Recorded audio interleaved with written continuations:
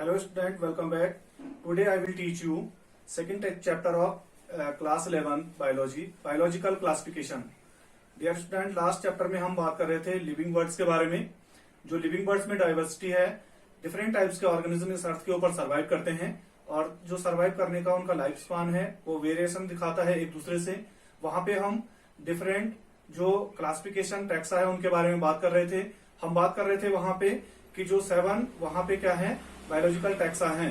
जैसे हम किंगडम की बात कर रहे थे, फाइलम की बात कर रहे थे, हम वहां पे class, order, family, genus, species की बात कर रहे थे कि किस तरीके से हम ऑर्गेनिज्म को उसके वेरिएशन के लेवल पे क्या करते जाते हैं, उसको अलग करते जाते हैं. और जहां पे ऑर्गेनिज्म के सेम कैरेक्टर्स क्या होते हैं, एक दूसरे से मिलते हैं, उन सारे ऑर्गेनिज्म को हम क्या करते हैं एक दूसरे के साथ रखते जाते हैं और वेरिएशन आने पे उनको अलग अलग ग्रुप में वहां पे डिवाइड करते रहते हैं.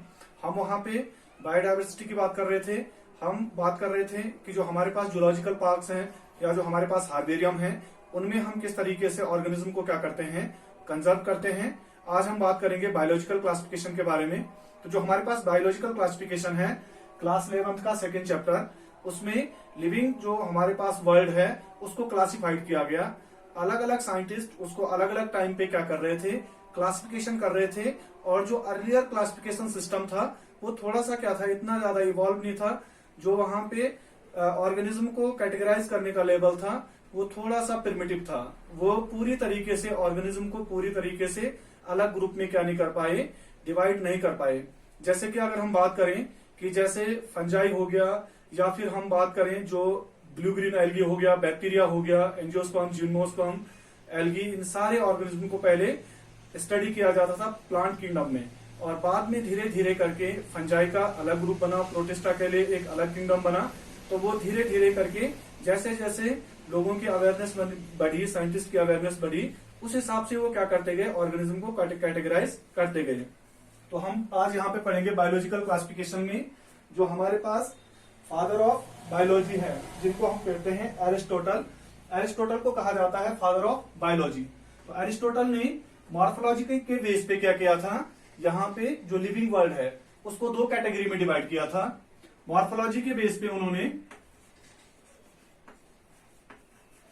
मॉर्फोलॉजी मतलब जो क्या होते हैं एक्सटर्नल फीचर होते हैं उसके बेस पे, तो उन्होंने जो प्लांट्स थे उनको 3 कैटेगरी में डिवाइड किया. फर्स्ट था उनका जो कहा उन्होंने हर्ब. सेकंड जो यहां पे कैटेगरी थी वो क्या थी, सर्ब्स. एंड थर्ड जो था वो थे ट्री. इन 3 कैटेगरी में उन्होंने क्या किया, जो प्लांट्स थे उनको डिवाइड किया. और ये प्लांट जो डिवाइड किए, हर सबसे छोटे प्लांट्स होते हैं, उसके बाद सर्ब होते हैं, और उसके बाद क्या होते हैं, ट्रीज होते हैं. और जो एनिमल्स थे, एनिमल्स को उन्होंने क्या किया, on the basis of colour of blood. Blood के कलर के बेस पे क्या किया, कलर ऑफ ब्लड के बेस पे उन्होंने जो एनिमल किंगडम है उसको भी 2 ग्रुप में क्या किया, डिवाइड किया. और वो जो 2 ग्रुप थे वो क्या थे, एक था वहां पे जिसको हम इनेमा कहते हैं, और एक वहां पे क्या था जिसको हम कहते हैं एनेमा. इनेमा ग्रुप में उन्होंने ऐसे ऑर्गेनिज्म को रखा जिनमें क्या था, red blood. Red blood organism को कहा गया इनेमा. और जिन पे क्या था, जिनमें रेड ब्लड नहीं था, having not red blood, having not red blood, ऐसे ऑर्गेनिज्म को उन्होंने रखा एनेमा ग्रुप में. उन्होंने किसको रखा, एनेमा ग्रुप में. तो जो एरिस्टोटल है उनको कहा जाता है father of biology, father of zoology. उन्होंने मॉर्फोलॉजी के बेसिस पे लिविंग जो हमारे पास क्या था, जो लिविंग वर्ल्ड है उसको डिवाइड किया. कि जैसे हम प्लांट्स की बात करें कि जो प्लांट्स हैं उनको 3 कैटेगरी में डिवाइड किया, हर्ब में, सर्ब्स में और ट्रीज में. जो सबसे छोटे क्या थे, प्लांट्स थे, उनको हर्ब कहा गया. जो बुशी लाइक स्ट्रक्चर जिन प्लांट्स का था, जो झाड़ियां थी, उनको सर्ब. और जो प्लांट क्या थे मॉर्फोलॉजी में बड़े थे, उनको ट्री कहा गया. ऐसे ही एनिमल्स को उन्होंने 3 कैटेगरी में यहाँ पे क्या कैटेगराइज किया. फर्स्ट था यहाँ पे ऐसे ऑर्गेनिज्म जिनमें क्या होता है, रेड ब्लड होता है, उनको कहा इनेमा. और सेकंड जो ऑर्गेनिज्म होते हैं जिनमें क्या होता है, रेड ब्लड नहीं होता है, उनको क्या कहा, एनेमा कहा. उसके बाद 2 किंगडम क्लासिफिकेशन दिया गया. और जो 2 किंगडम क्लासिफिकेशन था ये किसने दिया, कैरोलस लिनस ने. Two kingdom classification. Two kingdom classification Carolus Linnaeus ने दिया और इन्होंने क्या किया, दो किंगडम में यहाँ पे क्या किया, लिविंग वर्ल्ड को डिवाइड किया। फर्स्ट किंगडम था यहाँ पे प्लांटे और सेकंड क्या था, एनिमलिया। सेकंड किंगडम क्या था, एनिमलिया। कार्लस लिनेस के बाद कार्ल लूज ने क्या दिया था, 3 डोमेन क्लासिफिकेशन दिया था, जिन्होंने क्या किया कि जो लिविंग वर्ल्ड है उसको 3 अलग अलग क्या किया, डोमेन सिस्टम में क्लासिफाइड किया। और उसमें से वो डोमेन सिस्टम थे archaea, eubacteria and eukarya. Archaea की अगर हम बात करें तो आरके में उन्होंने क्या किया, जो आरके बैक्टीरिया थे उनको रखा। उसके बाद जो यू बैक्टीरिया थे जिनमें पेप्टिडोग्लाइकॉन की सेल वॉल थी, ऐसे ऑर्गेनिज्म को रखा। और उसके बाद जो यूकैरियोन थे उसमें उन्होंने फंजाई, प्लांटे और एनिमल किंगडम को उसमें इंक्लूड किया विथ प्रोटिस्टा। तो उसके बाद जो हमारे पास टू किंगडम क्लासिफिकेशन था, उस टू किंगडम क्लासिफिकेशन को देने के बाद वहां पे क्या किया गया कि जो कोपलैंड है, कोपलैंड ने दूसरा एक किंगडम को डिस्कवर किया था, जिस किंगडम को हम क्या कहते हैं, मोनेरा कहते हैं, मोनेरा किंगडम। और उसके बाद हैकल ने प्रोटिस्टा किंगडम को यहां पे क्या किया था, डिस्कवर किया था, मोनेरा एंड प्रोटिस्टा। लेकिन जैसे हम बात कर रहे हैं कि मोस्ट ऑफ द साइंटिस्ट ने क्या किया कि जैसे हम सेल वॉल की बात करते हैं कि जो सेल वॉल है उस सेल वॉल के बेसिस पे क्या कर दिया, ऑर्गेनिज्म को जैसे जिनमें सेल वॉल प्रेजेंट थी, सेलुलोज की सेल वॉल जिनमें प्रेजेंट थी, उनको प्लांटे में रखा। और उसके अलावा जैसे प्रोटिस्टा हो गया, मोनेरा हो गया या अदर ऑर्गेनिज्म है, उनको क्या कर दिया, उन्होंने एनिमल किंगडम में रख दिया। अलग अलग साइंटिस्ट ने अलग अलग बेस दिया यहाँ पे एनिमल किंगडम को क्लासिफाइड करने का।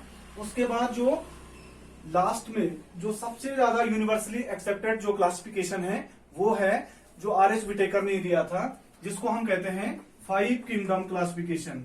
और जो 5 किंगडम क्लासिफिकेशन था, उस 5 किंगडम क्लासिफिकेशन में 1969 में दिया था आर.एच.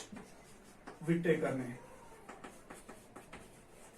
आर.एच. विटेकर एक साइंटिस्ट थे, इन्होंने दिया था 5 किंगडम क्लासिफिकेशन। और इस 5 किंगडम क्लासिफिकेशन में इन्होंने बताया कि जो हमारे पास क्या है, जो एनिमल्स हैं उनको क्या किया, उन्होंने कैटेगराइज किया अलग अलग कैटेगरी में। जैसे कि अगर हम बात करें कि मोड ऑफ रिप्रोडक्शन के बेस पे, न्यूट्रिशन के बेस पे, सेलुलर बॉडी ऑर्गेनाइजेशन के बेस पे, और वहां पे जो उनमें बॉडी कंपोजिशन है उसके बेसिस पे क्या कर दिया, 5 किंगडम में जो एनिमल किंगडम था उसको क्या कर दिया, कैटेगराइज किया। तो उसमें से पहला जो किंगडम था वो क्या था, मोनेरा। दूसरा जो किंगडम था वो था प्रोटिस्टा। तीसरा जो किंगडम था वो था फंजाई। चौथा जो किंगडम था वो था प्लांटे। और जो 5वां किंगडम था वो था एनिमलिया। ये 5 क्या था इनके, यहाँ पे इन्होंने किंगडम दिए। और ये 5 किंगडम क्या थे, एक दूसरे से अलग अलग क्या किया, कैरेक्टर वाइज उनको उन्होंने डिवाइड किया। जैसे मोनेरा किंगडम में उन्होंने ऐसे ऑर्गेनिज्म को रखा जिन ऑर्गेनिज्म में क्या होते हैं, जो प्रोकैरियोट्स होते हैं, जिनकी बॉडी में क्या नहीं होती है, कोई भी सेल वॉल पॉजेस नहीं होती है। दूसरा उन्होंने क्या किया, जो दूसरा किंगडम था जिसको हम क्या कहते हैं, प्रोटिस्टा कहते हैं, प्रोटिस्टा में उन्होंने रखा यूनिसेलुलर यूकैरियोट्स को, जो यूकैरियोट्स हैं और यूनिसेलुलर हैं। थर्ड जो किंगडम था उसमें उन्होंने रखा फंजाई को, जिनमें क्या थी, काइटिन की सेल वॉल थी। और उसके बाद प्लांटे में उन्होंने ऐसे ऑर्गेनिज्म को रखा जिनमें क्या थी, सेलुलोज की क्या थी, सेल वॉल थी, और जिनमें सेल वॉल प्रेजेंट नहीं थी, जिनमें सेल मेम्ब्रेन प्रेजेंट थी, ऐसे ऑर्गेनिज्म को उन्होंने एनिमलिया किंगडम में रखा।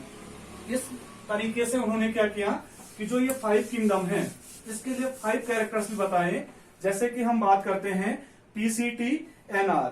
PCT-NR का मतलब है PCT-NR। पहला जो था वो था फाइलोजेनिक रिलेशनशिप, जिसको हम कहते हैं फाइलोजेनिक रिलेशन।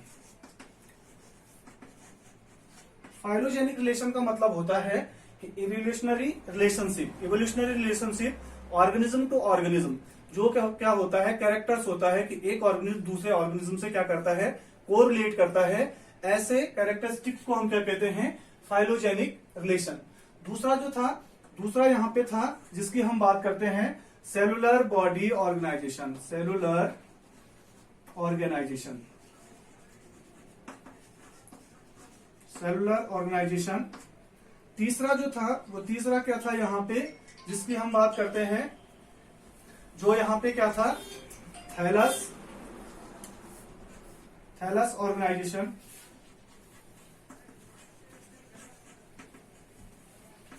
चौथा क्या था, चौथा था यहां पे mode of nutrition.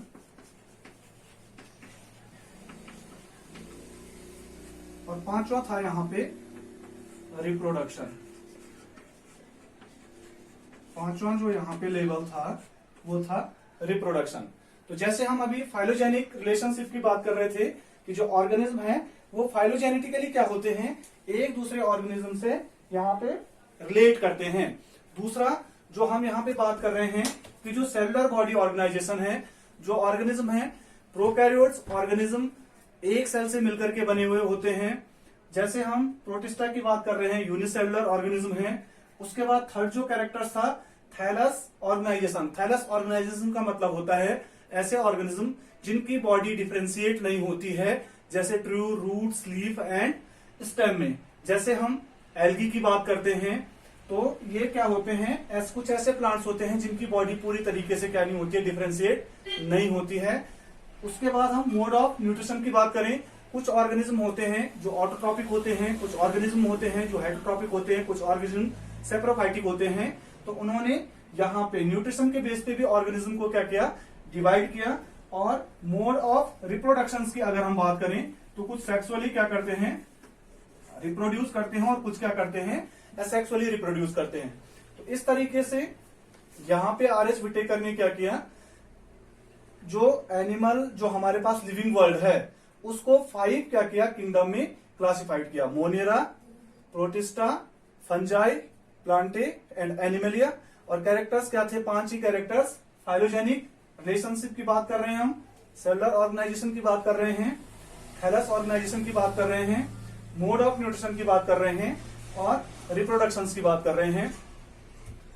Next video में हम बात करेंगे कि किस तरीके की जो यहाँ पे अलग अलग जो हमारे पास से 5 किंगडम है, कौन से ऑर्गेनिज्म को किस चीज के बेस पे किस पर्टिकुलर किंगडम में क्या किया गया, इंक्लूड किया गया। जैसे हम मोनेरा किंगडम की बात करें तो मोनेरा किंगडम में कैसे ऑर्गेनिज्म को रखा गया, प्रोटिस्टा में कैसे ऑर्गेनिज्म को रखा गया, किस टाइप का वहां पे कैरेक्टर्स होना चाहिए ऑर्गेनिज्म में उस पर्टिकुलर किंगडम में रखने के लिए, ये सारी चीजों की जो यहाँ पे डिटेल है वो हम नेक्स्ट वीडियो में क्या करेंगे, डिस्कस करेंगे। तब तक आप इस लेक्चर को देखिए। Thank you and have a nice day.